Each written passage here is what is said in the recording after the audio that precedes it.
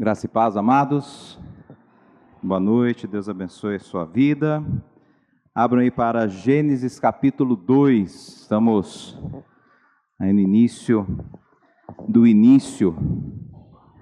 O início do início, né? No princípio. Gênesis quer dizer no princípio. Muito bem, meus irmãos, vamos ler capítulo 2. Diz assim, a partir do verso 4, tá? Gênesis capítulo 2, a partir do verso 4. Esta é a gênese dos céus e da terra, quando foram criados, quando o Senhor Deus os criou. Não havia ainda nenhuma planta do campo na terra, pois ainda nenhuma erva do campo havia brotado, porque o Senhor Deus não tinha feito chover sobre a terra, e também não havia ninguém para cultivar o solo. Mas uma neblina subia da terra e regava toda a superfície do solo. Então o Senhor Deus formou o homem do pó da terra, e lhe soprou nas narinas o fôlego de vida, e o homem se tornou um ser vivente. E o Senhor Deus plantou um jardim do Éden na direção do Oriente, e pôs nele o homem que havia formado. Do solo, o Senhor Deus fez brotar todo tipo de árvores agradáveis à vista e boas para o alimento. E também a árvore da vida no meio do jardim e a árvore do conhecimento do bem e do mal. E um rio saía do Éden para regar o jardim e de lá se dividia, repartindo-se em 4 braços. O nome do primeiro é Pison, que rodeia a terra de Havilá, onde há ouro. O ouro dessa terra é bom. Também se encontraram lá o abdélio e a pedra de ônix. O nome do segundo rio é Gion, e o que rodeia a terra de Cuxi. O nome do terceiro rio é Tigre, e o que corre pelo leste da Assíria. E o quarto rio é o Eufrates. O Senhor Deus tomou o homem e o colocou no jardim do Éden para cultivar e o guardar. E o Senhor Deus ordenou ao homem: de toda a árvore do jardim você pode comer livremente, mas da árvore do conhecimento do bem e do mal você não deve comer, porque no dia em que dela comer você certamente morrerá. O Senhor disse ainda: não é bom que o homem esteja só, farei para ele uma auxiliadora que seja semelhante a ele. Havendo, pois, o Senhor Deus formado da terra todos os animais do campo e todas as aves dos céus, trouxe-os a Adão, para ver que nome lhes daria. E o nome que este desse a todos os seres vivos, esse seria o nome deles. O homem deu nome a todos os animais domésticos, às aves dos céus e a todos os animais selvagens, mas para o homem não se achava uma auxiliadora que fosse semelhante a ele. Então o Senhor Deus fez cair um pesado sono sobre o homem, e este adormeceu. Tirou-lhe uma das costelas e fechou o lugar com carne.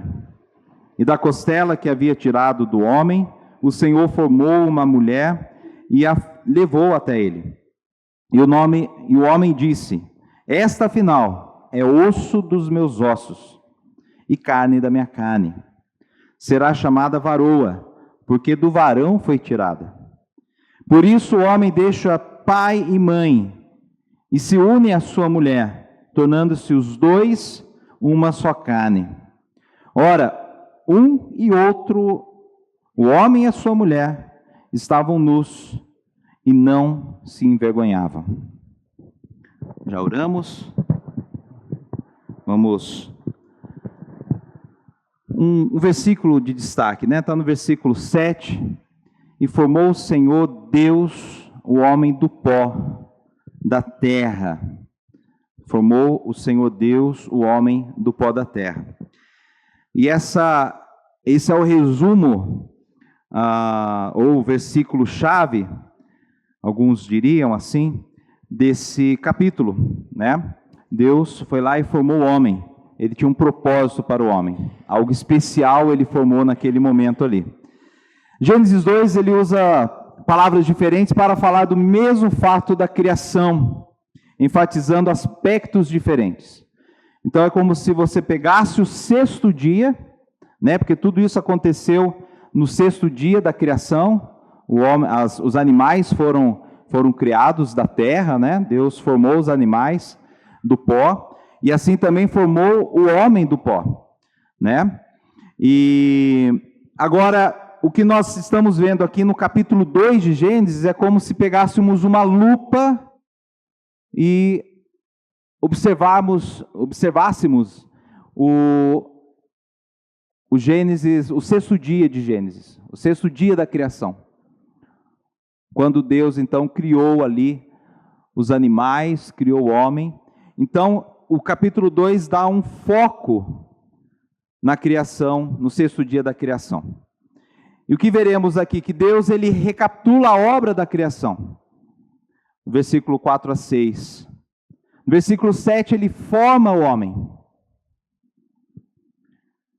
No versículo de 4 a 8, ou melhor, de 8 a 14, ele planta o jardim das delícias, é assim que é o nome. Éden significa ou planície, né? Algumas traduções que trazem planície, são várias as línguas que têm esse mesmo nome, Éden. Há de se dizer que era uma língua só, até a Torre de Babel, né? Então esse nome Éden, ele tem várias línguas. E o significado em algumas línguas tem um significado de planície. Porque o lugar onde estava a região chamado Éden, e é importante os irmãos entenderem que Éden é uma região, e o jardim do Éden é um jardim dentro dessa região. Tá? Então, ele planta, dos versículos 8 a 14, temos aí em detalhes como era esse jardim do Éden. Também do versículo 15, ele constitui o homem como seu vice-gerente. Do 16 e 17, ele ordena mandatos pactuais ao homem. 18 a 23, ele cria a mulher, construindo-a a partir da costela de Adão. E, por fim, versículo 24 e 25, institui o casamento. O que é importante entendermos aqui? Grande ideia. Deus dá ao homem o melhor ambiente, a melhor auxiliadora e a melhor condição de vida para desenvolvimento de uma espécie, de uma perfeita adoração em comunhão e glória com o seu Criador. Deus dá ao homem o melhor ambiente, a melhor auxiliadora e a melhor condição de vida para desenvolvimento de uma perfeita adoração em comunhão e glória com o seu Criador. O Jardim do Éden tem esse objetivo, de proporcionar, de propiciar ao homem um local ideal para adoração. E é exatamente por isso que nós e todos os homens, não só os crentes em Cristo Jesus, principalmente os crentes, mas toda a natureza humana, todo homem, ele tem essa ânsia de adoração. Esse desejo de querer voltar ao Éden. Estávamos estudando na quarta isso, em pequenos grupos, né, irmão Sidney? Essa ânsia, essa inconformidade com as coisas, esse desejo e essa não satisfação com as coisas. A insatisfação permeia o coração do homem. Ele luta para querer um carro. Quando ele conquista aquele carro, passa um mês, 2 no máximo, né, irmão? E aí já enjoou daquele carro e já não faz tanta diferença. E dali a pouco ele está querendo um outro. Já olha o outro passando e aquele lá é melhor que o meu. Insatisfação no emprego, muitas vezes. Não tá bom. Aqui tem o chefe ruim aqui. Tem uma colega que não vou com a cara dela. Ou um colega que eu não vou com a cara dele. Uma insatisfação permeia o coração do homem. Nada o satisfaz. Não há satisfação, já falava Mick Jagger na canção dele lá do Rolling Stones. Não há satisfação. Basta você reparar num viciado. Ele começa com uma dose. E aí uma dose não é suficiente. Ele vai para 2, vai para 3, vai para 4, vai para 5. E vai, de um dia vai para 2, de 2 vai para 3, de 3 vai para 4. Daqui a pouco está uma semana e não tem parada mais. E não satisfaz mais aquele vício. Parece que aquilo e nada já é a mesma coisa. E ele quer algo para ir além daquilo que ele já sente. O homem não tem essa satisfação, ele tem desejo. Nós não sabemos, nós, os crentes, devemos saber, mas as pessoas em geral não sabem de onde vem essa ansiedade, essa ânsia. E há de se dizer que nesse tempo presente, é o tempo onde mais as pessoas estão sofrendo com ansiedade. E a ansiedade é você desejar resolver algo que não está em suas mãos naquele momento. Está pensando lá na frente e não consegue viver o presente. Essa ansiedade é por conta dessa insatisfação do homem. É como se nós tivéssemos todos os chips, né, se fôssemos um robô, e faltasse ali, Deus tivesse tirado da vida do ser humano decaído o chip da satisfação. E então o homem fica em uma correria para se satisfazer e preencher esse vazio. Então por isso que o Éden é uma busca constante da humanidade. Agora nessa perícope, nesse capítulo, nesse pequeno texto, né, de Gênesis, duas palavras-chave aqui na observação, eu gostaria de trazer para os irmãos, que é a forma como Deus faz as coisas, né? Tem uma palavra chamada yatzah, que é um verbo, né? E aqui a forma está waiza no hebraico, quer dizer formar, modelar. E a outra palavra é baná, que é a ideia de construir, de constituir.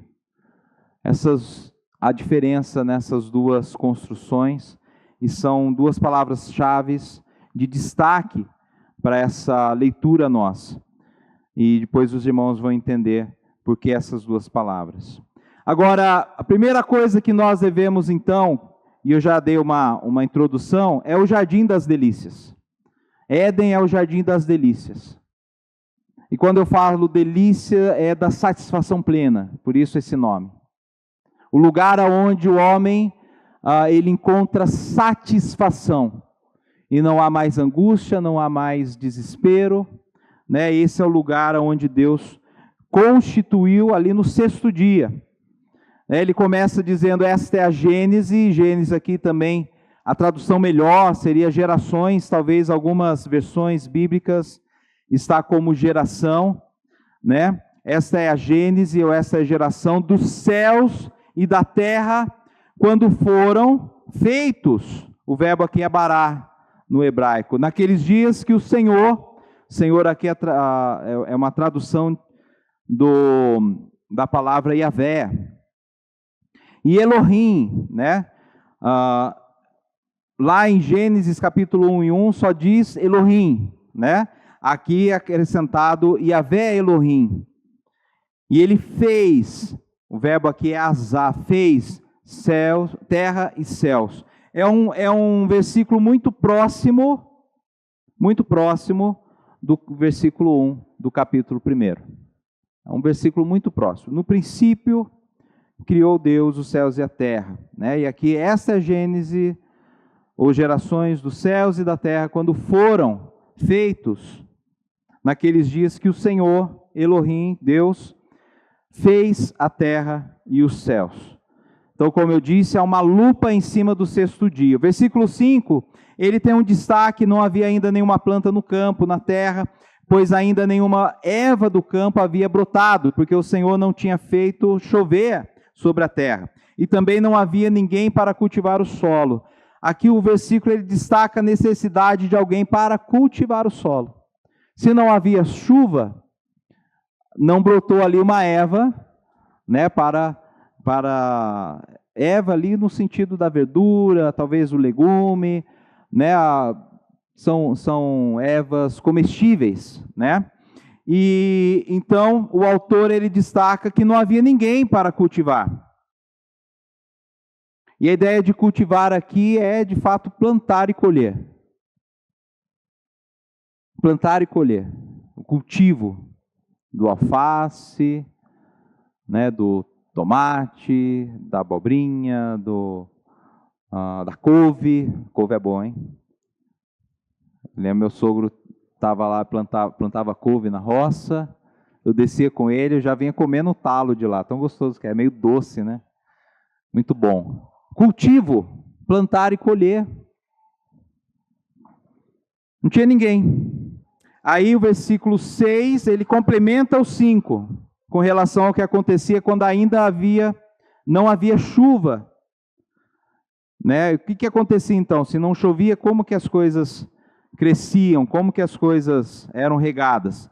Então o versículo 6 diz que mais uma neblina subia da terra e regava toda a superfície do solo. Alguns cientistas criacionistas, ali do design inteligente também, muitos cientistas hoje defendem o criacionismo, né? Talvez ali hoje seja uma grande parte dos cientistas, muitos cientistas. Eu acho que a maioria ainda é evolucionista, mas uma boa parte criacionista.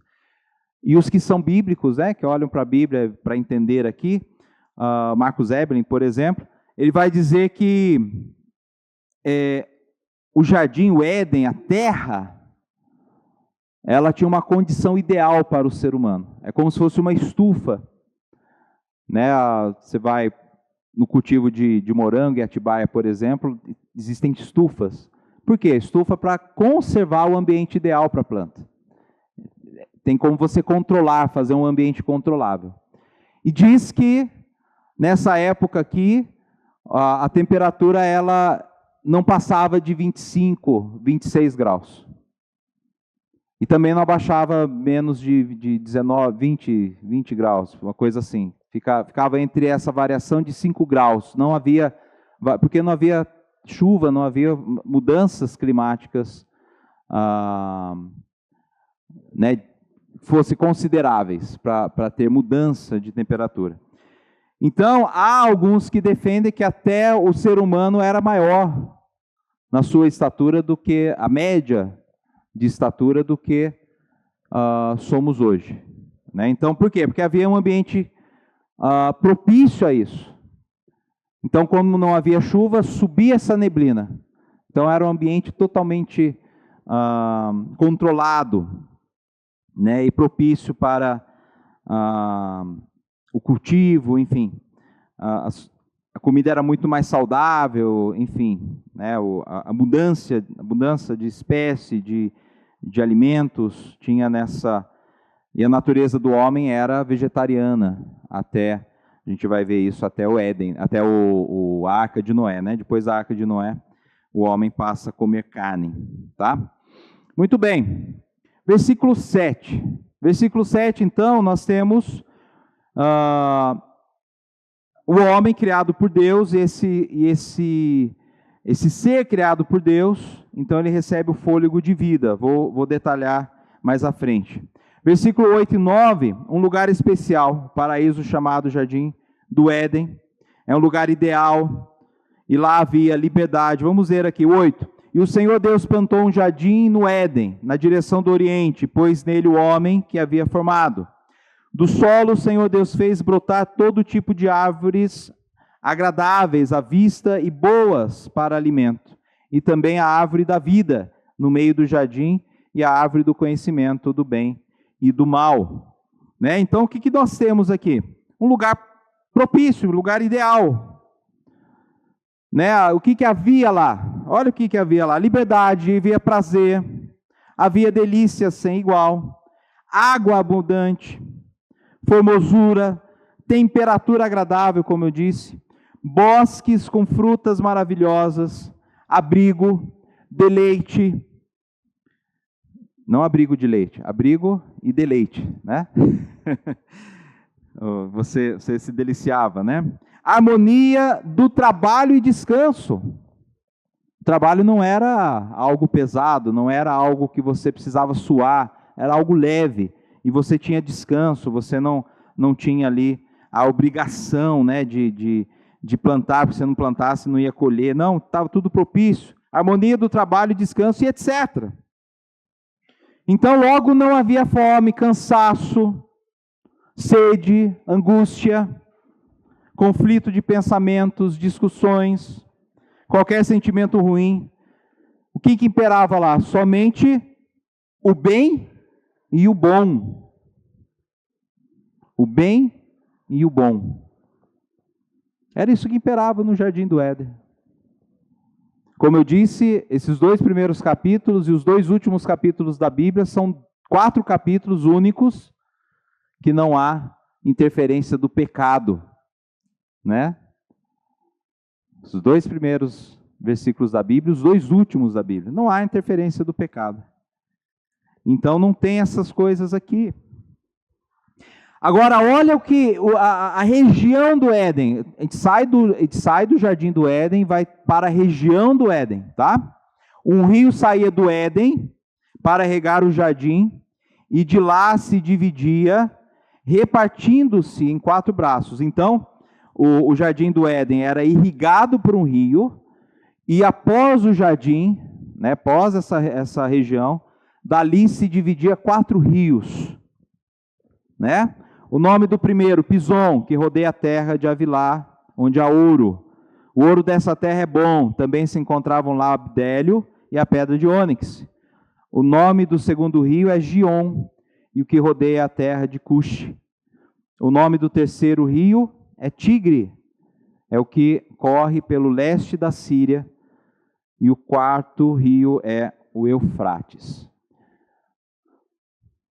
Se olharmos esse texto, nós vamos reconhecer 2 rios que hoje existem na região, que é o rio Tigre e o Eufrates. E os outros 2? Tem um que corre para as bandas de Havilá, não é isso? E o outro que é o Gion, que corre na terra de Cuxi. Agora, a terra de Cuxi é uma terra, na referência de Moisés, que escreveu o Gênesis, é onde é a Etiópia hoje. E aí você fica pensando, mas calma aí, o rio Eufrates e o Tigre está na Mesopotâmia. Em Mesopotâmia, o nome da Mesopotâmia significa exatamente entre rios. Mesopotâmia significa entre rios. Aí você fala, mas calma aí, o único rio lá que sai da Etiópia e tem a sua foz no mar Mediterrâneo é o Nilo. É o maior rio em extensão, que briga aí com o Amazonas, né? De extensão. Somados ali o Rio Negro e Solimões, e mais Amazonas, aí talvez ganhe o nosso aqui. Mas o Rio Nilo é abundante em águas. Lugares do Nilo que você não vê a outra margem. É um rio de grande importância. Para nós que estudamos história, na história antiga é chamado de crescente fértil. Né? Rio Tigre, Eufrates, pega também o Jordão e pega o Nilo. Interessante, fala que do Éden era um rio, e depois saindo do jardim ele virava 4. Não é interessante isso? E hoje só tem 2. Sabe por quê, irmãos? Porque antes do dilúvio era Pangeia.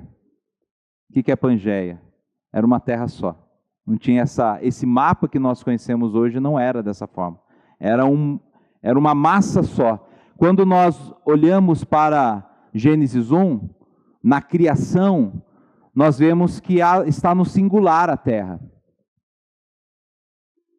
E mares, né? Porque circula essa terra. É uma terra só no relato da criação. Agora, depois do dilúvio, se transforma no que nós temos hoje de mapa. E aí aquilo que era junto, saía tudo do Éden, um só rio. Na hora da Pangeia, esses rios vão mudando de direção, vão mudando de estrutura. Mas é interessante que Deus fala, olha para Moisés, Rio Tigre, Eufrates, e a gente pode traduzir com Nilo. Agora o outro eu não sei se é o Jordão, porque não tem essa informação, pessoal, não sabe. Pode ser o Jordão, né? Se nós olharmos hoje no Crescente Fértil, o Jordão faz parte desses 4 rios. Para mim é o quarto Rio Jordão. Então olha que a Bíblia ela traz até mesmo um dado científico da Pangeia. Os evolucionistas também defendem a Pangeia, só que eles falam de milhões e milhões de anos para trás, que foi sendo transformado milhões e milhões e milhões. E nós sabemos que um efeito catastrófico, do jeito que é descrito aqui em Gênesis, quando é tratado da arca, há essa divisão, há esse lamaçal, né? Essa chuva sem fim e a divisão, e essa Pangeia se transforma em continentes, né? Muito bem.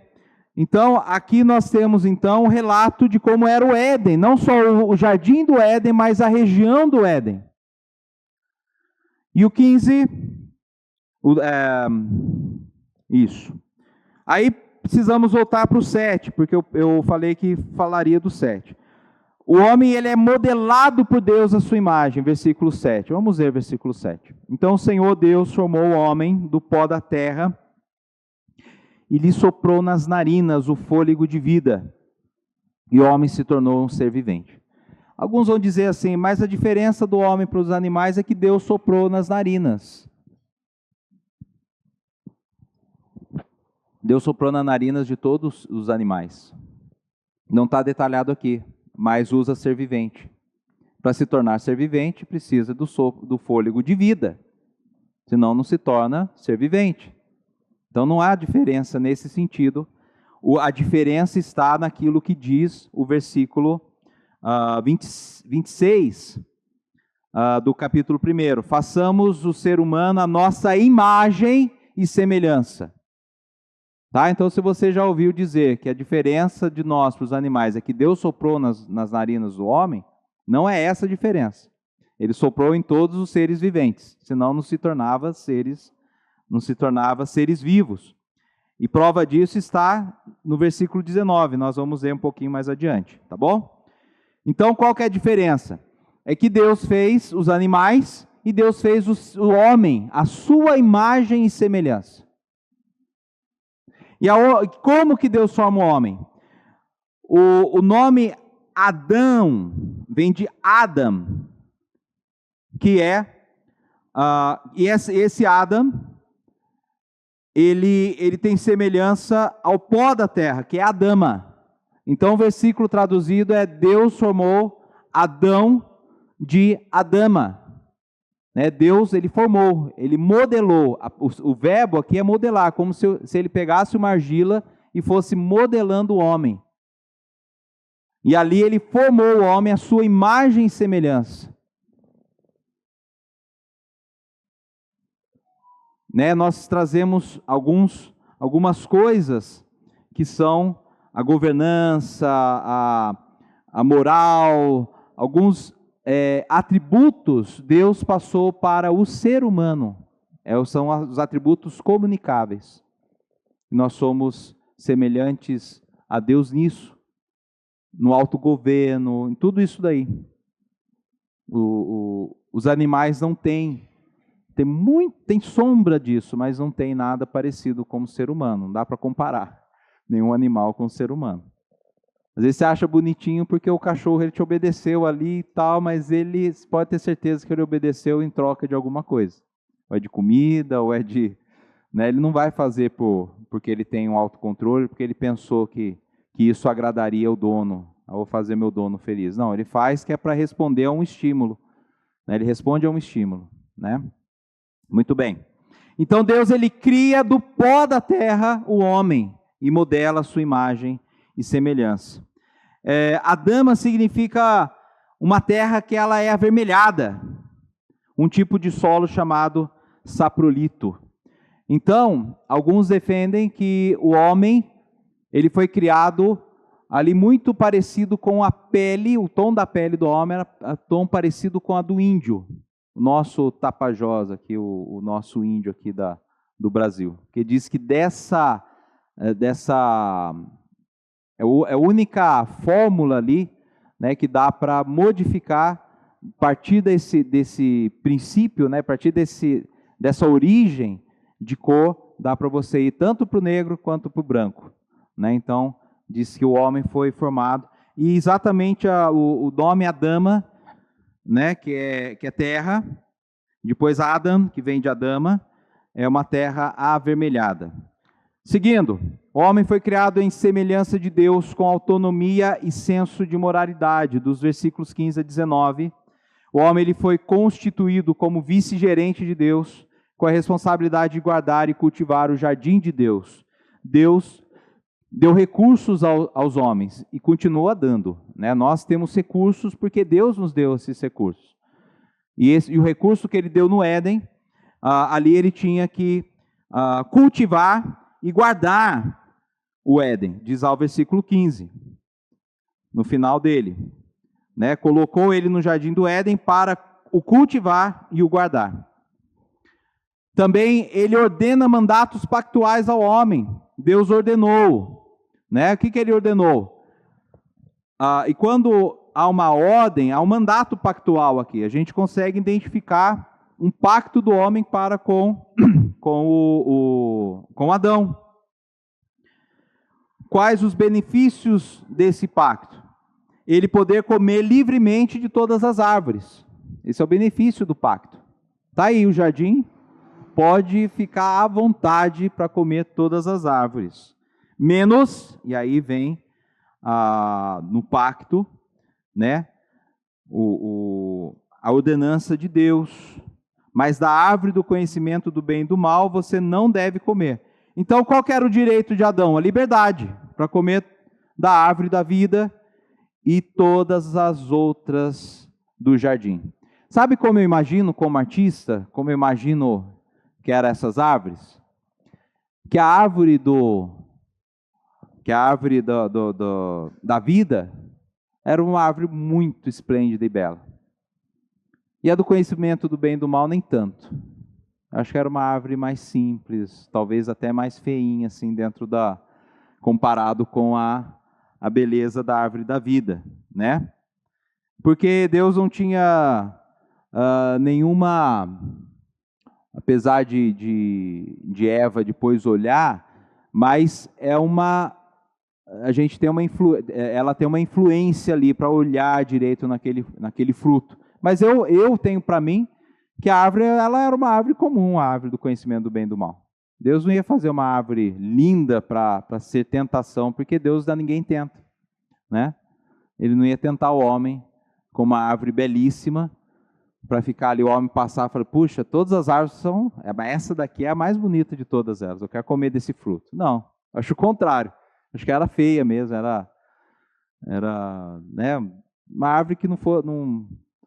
Tem algumas frutas aí que você passa do lado dela, você não tem vontade de comer, né? Que nem você tem vontade de comer uma goiaba quando ela está madurinha, né? Tem fruta que você passa lá no Goiás, como eles dizem, tem um tal do pequi. Gente, pequi não tem atrativo nenhum para você comer. É espinhenta, é duro, você tem que raspar. É um negócio horrível. Então tem lá em Taubaté tinha muita plantação daquela árvore maçã de elefante, que falar? Pão, fruta-pão, né? Tinha fruta-pão, que chama. É feia pra caramba aquela fruta. Eu acho que era alguma coisa nesse sentido, né? Não era uma coisa bonita. Mas depois o Satanás faz ficar linda, né? Mas tudo bem. Vamos lá. Voltando aqui, tinha liberdade. Agora, direitos Agora também nós, na lei, o que tem? Nós temos direitos e temos deveres. E qual que era o dever de Adão? Além de cultivar e guardar, olha que tem um princípio aqui, né? Cultivar, manter o jardim limpo, bonito, cultivar ali algumas plantas, mas tem o guardar. Mas guardar o jardim?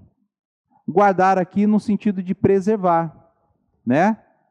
Mas quando nós temos a entrada da mulher, nós podemos pegar esse mesmo princípio, que era o princípio de guarda, princípio de dar segurança, princípio de dar abrigo, de dar sustento, da mulher sentir-se segura ao lado do homem. Então esse guardar, ele vai além da conservação do jardim, mas também para a conservação da família que Deus estava criando ali. Tá bom? Partindo para os versículos os versículos 18 e 19. 18 já foi lido? Não. 18. O Senhor Deus disse ainda: não é bom que o homem esteja só. Farei para ele uma auxiliadora que seja semelhante a ele. Isso daqui Moisés falando a Deus, depois que ele criou o homem, ele também estava já preparando a sua auxiliadora. Agora olha como as coisas se desenrolam. Havendo, pois, o Senhor Deus formado da terra todos os animais do campo e todas as aves do céu, a Adão, trouxe-os a Adão para ver que nome lhes daria. E o nome que ele desse a todos os seres vivos, esse seria o nome deles. O homem deu nome a todos os animais domésticos, às aves dos céus e a todos os animais selvagens, mas para o homem não se achava uma auxiliadora que fosse semelhante a ele. E aqui é uma observação autoral. Moisés coloca isso. Ele estava lá, pondo nome em todos os animais, mas ele olha para o lado, calma aí, não tem ninguém semelhante a mim. Todos têm macho e fêmea. E ele dá nome, né, como diz se eu não me engano, eu acho que é o Cláudio Duarte que diz, que ele dá o nome de, não sei se é ele ou se o Hernandes Dias Lopes. Ele dá o nome, por exemplo, de vaca. Você consegue imaginar a vaca com outro nome, sem ser vaca? Né? Não dá para... Então, ele deu o nome certinho, né? E do macho de boi, né? Pessoa se fosse macaco no lugar do boi, não ia combinar, né? E nem macaca no lugar da vaca, ia ficar estranho, né? Então o homem, Adão foi muito esperto ali. E alguns que vão falar, mas calma aí, como que há tempo de colocar nome em todos os animais? Daria tempo para isso? Sim, foi feito estudo que sim. Né? Primeiro que não são todos os animais, ele não colocou nome em todos os peixes, tudo. Ele colocou o nome nos animais selvagens, domésticos e aves. Tem outros nomes que depois o homem foi dar, mas não nesse momento aqui. E tem um outro detalhe, subespécies, né? Então, por exemplo, hoje nós temos aí N cachorros, temos aí N felinos, e há de se dizer que naquele momento da criação não tinha subespécies, existia lá o felino que era o pai de todos os outros tipos de felinos. Tinha lá um canino, que era o pai de todos os outros tipos de cães, ou de caninos, né? Não é só cão, né? E assim por diante. Né? Então, existia um animal que ele era o principal, que dali sairia as espécies. Então, dava tempo. Já fizeram um estudo que ele, em 20 minutos, daria tempo dele nomear todos os animais em 20 minutos. E ele fica ali o tempo, né, que Deus coloca, ele vai dando nome ali para esses animais, né? Porque parece que lógico, na capacidade de Adão ali, de dar nome, de pensar, de identificar, ele levaria 1 segundo e alguma coisa para cada animal. Lógico que não foi assim, né? A gente sabe que não foi assim. Mas muito bem. O texto ele segue dizendo, então Deus fez cair um pesado sono sobre o homem.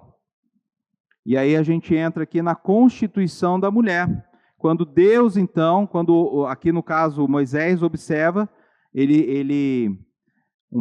é bem provável, né?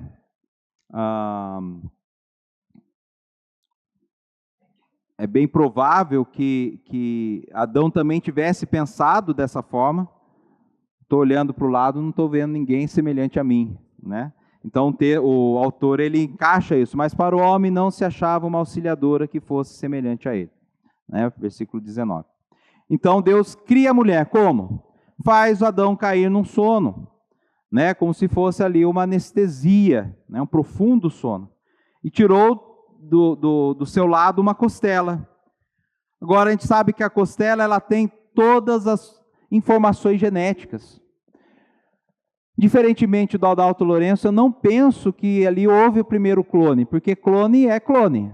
Então, se eu vou clonar o irmão Adriano, vai sair um outro Adriano, igualzinho a ele, isso é clone. Agora, do Adriano sair uma Adriana, aproveitando que o nome dá feminino, porque o meu não dá, né? O meu não... Henderson no feminino, qual que é o feminino de Henderson, Arlete? Não tem. Henderson, não dá. Mas Adriano não dá, né? Adriano e Adriano. Não sairia, não dá para clonar do homem, precisa fazer uma construção genética. E aí vem o termo que eu falei lá no começo, né? O termo aqui para construção é o banar, diferente de atsar. Yatsar. Yatsar é formar, né? Eu falei lá, Deus modelou o homem. Fez um modelo, ele modelou, ele formou o homem, uma formação. Agora, da costela, ele não tirou aquela costela, não é como a argila ali que daria para modelar. Ele construiu, ele pegou o material genético do homem e fez uma reconstrução genética, uma construção genética, passando então da costela do Adão, formação da mulher. Só Deus para fazer dessa forma, né? E ele é um Deus que ele faz simplesmente quando ele quer, né? E ele faz da forma que quer. E ele constrói então a mulher. Versículo 21 e 22 diz isso. Depois ele fecha o lugar de onde ele tinha tirado, né? Então dali ele forma a mulher. E olha que interessante, Deus levou também a mulher para Adão, assim como ele fez com os outros, né? Com os animais, não com os outros animais, né? Com os animais. Aí ele levou agora uma surpresa para Adão, deu um presente para Adão, a mulher, a varoa. E ele falou, opa! E é interessante, porque alguns vão dizer, esta, enfim, é osso dos meus ossos, esta, afinal, está na minha versão. Mas, enfim, encaixa aqui. Alguns vão falar assim, mas por que, enfim? Houve outra? E aí existe uma teoria, né, que haveria... até esqueci o nome da mulher agora, mas tem um apócrifo que vai dizer que Deus antes da Eva tinha criado uma outra mulher, mas isso não tem nada a ver com os escritos bíblicos, é coisa da imaginação do homem. Quando o homem fala esta enfim, ou esta sim, ou como Arlete fala, aí sim, né? Aí sim. Por quê? Porque o versículo anterior fala que ele olhou todos os animais e não achou uma que fosse compatível a ele. Aí ele fala, aí sim, agora sim, Deus mandou uma compatível a mim. Né? E aí a Evelyn é diminutivo de Eva, viu, irmãos? Aí Deus deu a Eva para Adão, né? Uma mulher que era auxiliar. Agora, alguns vão falar assim, mas calma aí, então essa questão da submissão e coisa tal, temos que entender que esse é uma lupa sobre o sexto dia. Quando Deus criou o sexto dia, capítulo 1, versículo 26 e 27 diz assim, façamos o ser humano à nossa imagem, conforme a nossa semelhança. Tenha ele domínio sobre os peixes do mar, sobre as aves do céu, sobre os animais domésticos, sobre toda a terra e sobre todos os animais que rastejam pela terra. Assim Deus criou o ser humano à sua imagem. A imagem de Deus o criou. Criou o quê? Homem e mulher. Não tem diferença, irmãos. Não há diferença no sentido de importância. O homem não é mais importante do que a mulher. O homem não é mais do que a mulher. Ambos foram constituídos em igualdade, com atribuições diferentes. E aí é o grande erro da sociedade, querer igualar as atribuições. Há atribuições que Deus deu ao homem macho, há atribuições que Deus deu ao homem, né, no sentido genérico da palavra, fêmea. Macho e fêmea os criou, atribuindo funções, né, diferentes, mas não em grau de importância e não em grau de grandeza e nada disso. O homem é superior à mulher, nada disso, é igual, porque o texto diz isso. Aonde que eu posso afirmar isso? O texto diz isso. Deus criou o homem para ter domínio, e aí está incluída a mulher, porque ele falou, a imagem de Deus os criou, homem e mulher os criou. Você, mulher, é criado à imagem de Deus. Ah, veio da costela do Adão? Sim. Que é a propósito disso daí. E a gente vai ver o propósito disso. Agora, no último ponto. E diz assim, que é sobre o casamento. Deus constituiu o casamento. Né? 4, mulher, a perfeita auxiliadora do homem. Agora, o 5, casamento.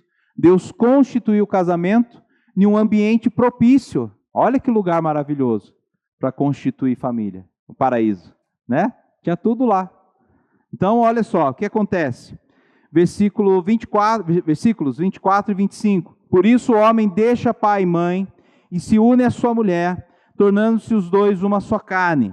Ora, um e outro, o homem e sua mulher, estavam nus e não se envergonhavam. Então, a observação autoral é por isso por quê? Porque Deus, quando Adão recebeu a Eva, ele falou, aí sim, enfim, opa, legal.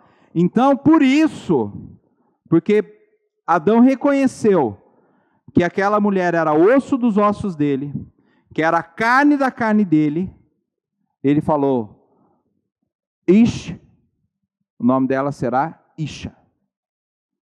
Ish, homem, varão. Isha, varoa.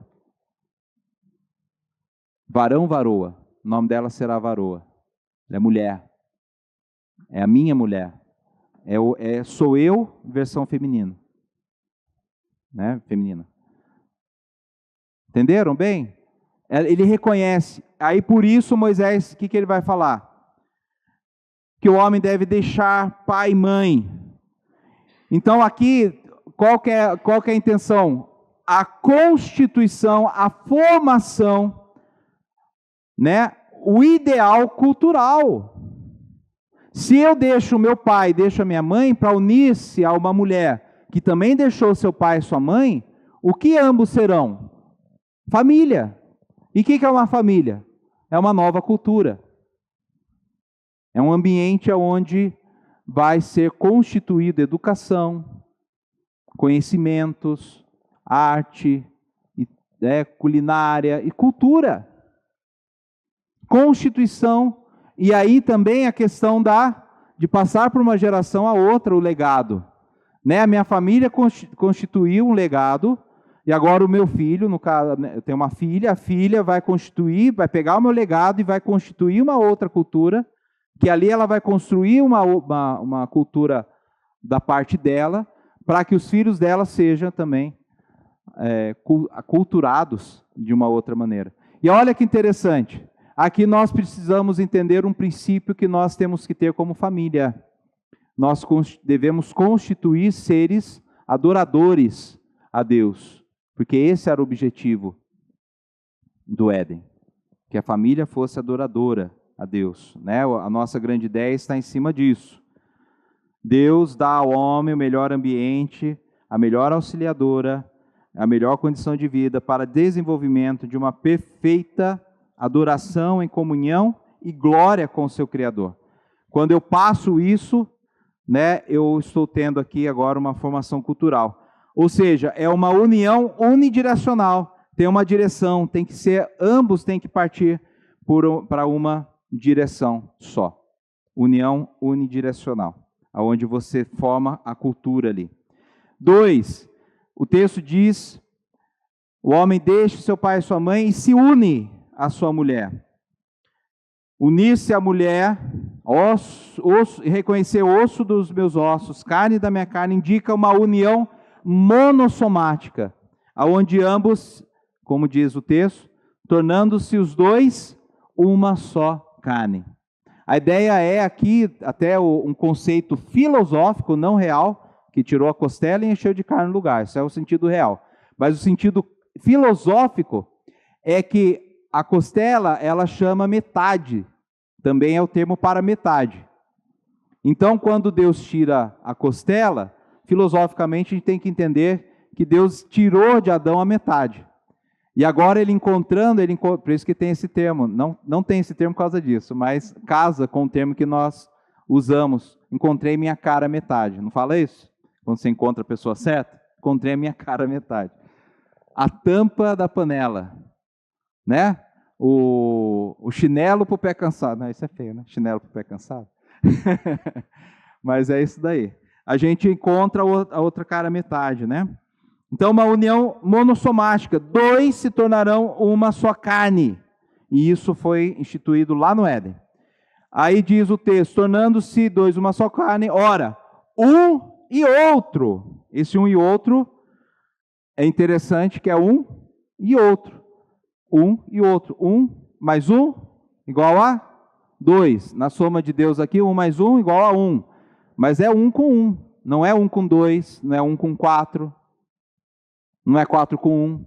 Então, isso não é uma poligamia, é uma monogamia. É um outro termo aqui, é uma união monogâmica. O texto traz aqui, uma só. Eu me torno uma só carne com aquela pessoa. Ora, um e o outro, e aí dá o sentido, uma pessoa com outra. E aí tem um outro termo aqui, homem e mulher. Um e o outro, o homem e sua mulher. Uma união heterossexual. Não tem como ter união homossexual. Homossexual não dá união. Não dá para dizer que duas metades, né, metade de um homem com a metade do outro homem se unem e formam um outro homem só. Não forma. Tem que ser macho e fêmea. Aí forma uma só carne. Não dá para se formar carne dessa forma. Macho, macho, fêmea, fêmea. Biologicamente. A lei, Deus fez a lei através da biologia, não tem como, né? E por fim, não se envergonhavam. Como diz o irmão Otávio, semana passada para mim, era um casal sem vergonha, né? Mas no sentido de não se envergonhavam um com o outro, né? Nesse sentido, e não no sentido pejorativo. Não se envergonhavam. É uma união íntima complacente. O que é ser íntimo complacente? É você entender o outro, né? A luta e aí depois quando entra o pecado, uma das coisas que é consequência do pecado, e isso cai sobre a Eva, é exatamente ser a oposição do marido, né? Às vezes naquilo que o homem que tem o governo do lar, às vezes a mulher ela não colabora com esse governo. E eu não estou olhando nem para minha esposa, para não brigar depois comigo. Ela não colabora com o governo do marido. E é uma coisa que vem do pecado. Não é uma coisa que, eu não quero concordar com meu marido. É algo que é por conta do pecado. É natural da mulher, né? Se opor, a oposição ao marido é natural por conta do pecado, né? E aí a luta, a briga, entre aspas, mas a luta é que essa união ela chegue a um acordo. Mas é muito importante essa discórdia, porque na discórdia você tem um senso de dissenso e você acha um consenso. Agora, se ficar um para um lado, outro para o outro, não vai ter consenso, tá? E conclusão, senão a gente vai até meia-noite aqui. O homem, assim como os animais, foi feito do pó da terra, né? O versículo 24 e 25 diz isso. Ele foi feito do pó, é pó, e ao pó voltará. Nós temos que entender que nós somos pó, e ao pó voltaremos. O homem voltará a ser o que era, então ele não é o que pensa que é. Se você acha que é, você não é. Você é pó. Você é um ser com senso eterno em um corpo corruptível, como a gente viu no começo, na leitura do alho. O nosso corpo, ele se degrada. E nós não conseguiremos passar do 120. Quem chegar no 120 foi campeão, mas não passa disso. Eu conheço um homem que tem 127 anos, passou lá mas é um no globo inteiro. É uma exceção. Quando diz lá que o homem não passaria do 120, porque é geral. Então nós somos um ser eterno, de alma e espírito eterno, num corpo que é falível, corpo que morre. Nós voltamos ao pó. Quem é o único que pode dizer que é Deus. Deus, ele vai dizer assim: eu sou o que sou, ele fala para Moisés. Moisés, você quer dizer lá para o seu povo quem eu sou? Diga a eles que eu sou o que sou. E também Jesus, quando ele diz lá, declara para os fariseus, a gente estudou na última exposição, a gente expôs João, Jesus diz: antes de Abraão existir, eu sou. Deus Filho. Nós não podemos fazer a mesma coisa, nós não podemos afirmar a mesma coisa. Não por nós mesmos, né? Não por nós mesmos.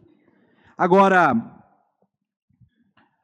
só para a gente aqui ter uma aplicação, os versículos de 1 Coríntios, que o Arley leu, não vamos ler o texto todo, mas só 5 versículos dele. 1 Coríntios 15, 45 diz assim: assim está escrito, o primeiro homem, Adão, foi feito em alma vivente, o último Adão foi feito em espírito vivificante. O último Adão, quem é? Jesus. Foi feito espírito vivificante, mas não é o primeiro que é o espiritual, mas o primeiro é natural. E depois o espiritual. O primeiro homem é da terra, chamado de terreno, né? O segundo homem é o Senhor do céu. Tal qual o terreno, tais são também os terrenos, ou seja, nós, né? E tal qual os celestiais, tais são também os celestiais. Assim como temos portado a imagem do terreno, assim também portaremos a imagem do celestial. Agora digo-vos isso, irmãos, que carne e sangue não podem herdar o reino de Deus, nem corrupção herdar a incorrupção. O que Paulo está falando é que Adão era terreno, e assim somos nós, terrenos também. Porém, o último Adão, ele é espiritual, Jesus é espiritual. Que espiritual é esse? Um Senhor que ressuscitou, e o seu corpo foi transformado em corpo glorioso. E ele é espírito vivificante, ou seja, espírito que dá a vida. Aquele que veio de uma natureza celestial e que não é da terra. Cristo, ele não veio da mesma natureza nossa. Houve uma interrupção. Maria concebeu Jesus, né, do Espírito Santo. E Jesus nasceu de uma maneira virginal, né? Maria era virgem quando Jesus nasceu. Então houve uma interrupção. Deus, ele nasceu, ele interrompeu essa natureza, e mais ainda semelhante a nós. Contudo, no terceiro dia, depois de sua morte, ele ressuscitou e recebeu um corpo glorioso, ressurreto. E isso também nós seremos. O texto nos indica e nos afirma isso. Assim seremos Nós que estamos em Cristo. E aí o que nós devemos fazer?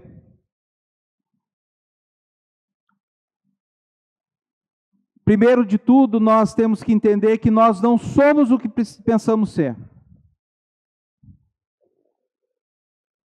Nós temos uma mente que ela é eterna e a gente vive como se nós não fôssemos morrer. Não é assim? Não somos o que pensamos ser. Não somos, essa natureza ela não é eterna. Essa natureza terrena ela é da terra, ela é pó.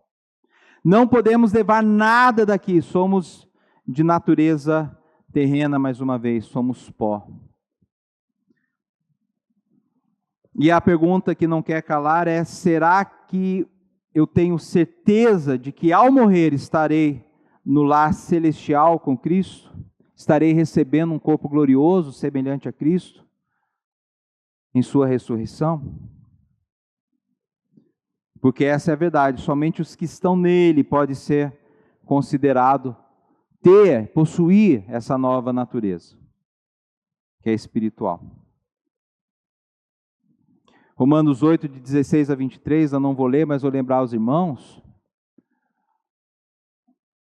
que o sofrimento desse tempo presente não são para ser comparados com a glória que será revelada a nós.